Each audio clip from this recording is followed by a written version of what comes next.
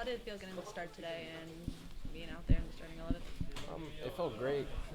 I came off a strong preseason, and I was just happy to get, I guess, rewarded for my performances and to be a part of the main group. What was clicking in preseason?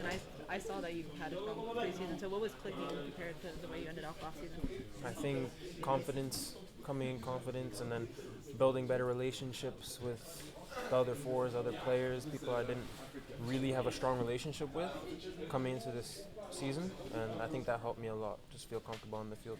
When did you learn that you were getting the start today? Yesterday. You learned yesterday. Yeah. And you did have some missed opportunities today. So how do you make sure that doesn't derail your confidence going forward?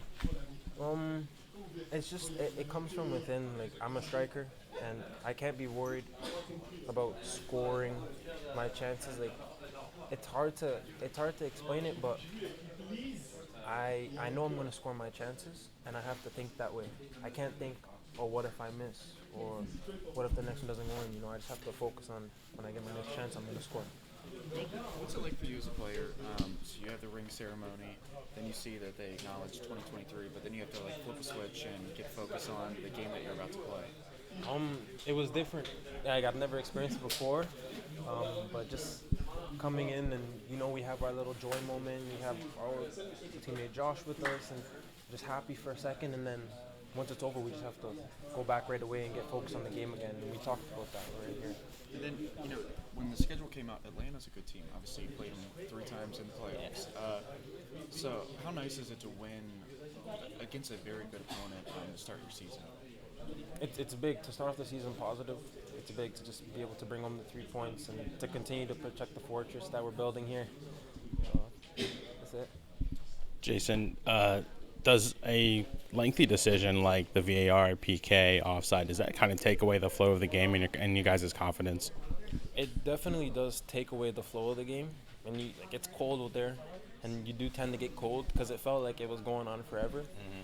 But I don't think it goes at our confidence, because when the whistle's blown, we're focused on the task, and that's a big part of our identity, is just being able to lock back in and focus and get compact as a group. What switched off for you guys to allow Atlanta back in that second half? I don't feel like we fully allowed them back in. Like, the game, it's a game of moments, and we're not going to be on the offensive all the time.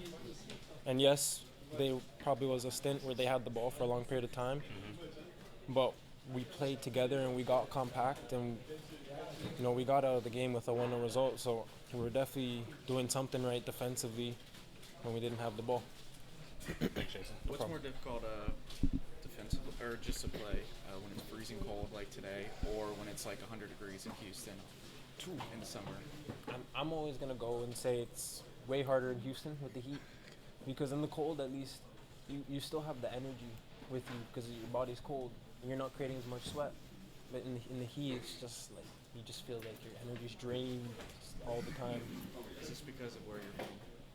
A little bit. I think so. I like playing in the cold. That's something about me, probably because I grew up in Canada. So. What was the thoughts when you saw the snow on the ground? What were your thoughts when you saw the snow on the ground? I was not happy, I'll be honest. I'll be happy. It's not nice for my feet, that's for sure. But yeah, it just reminds me of when I'm back home. That's it. Thank you. Cool. Thanks, Jacen.